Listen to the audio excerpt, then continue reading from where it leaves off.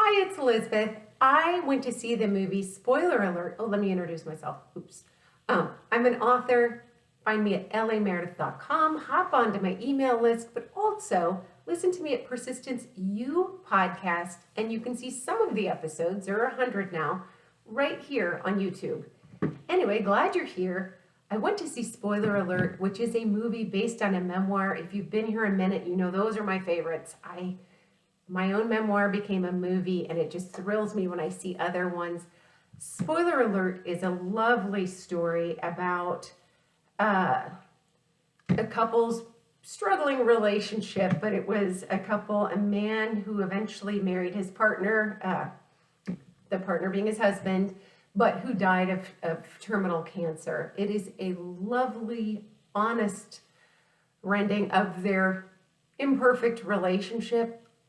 The acting was amazing, and maybe you'll recognize the name Ben Aldridge rather, and Jim Parsons. I know you'd recognize his face if you saw him. Sally Field was in it. It was just a lovely story. What I appreciated the most about it, I'm so glad I saw this after my own story became a movie, was it was one of the best ways the way that the movie showed quick flashbacks of the author's painful memories of childhood without making it painful and traumatic. It was masterful. I thought just the technique itself was so great. I did love the story and the sweet relationship, the sweet imperfection of it all, but the way that it was told was just so good. I found it to be a very good film. Have you seen Spoiler Alert, or have you read the book?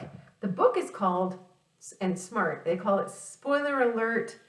Let's see, the book is called Spoiler Alert, the main character dies, or something like that. I love this because it basically prepares you for the fact that this is going to be a love story and it will end a little bit sadly. Yet the movie didn't have a sad vibe at all. Loved it, 2 thumbs up, and let me know what you thought.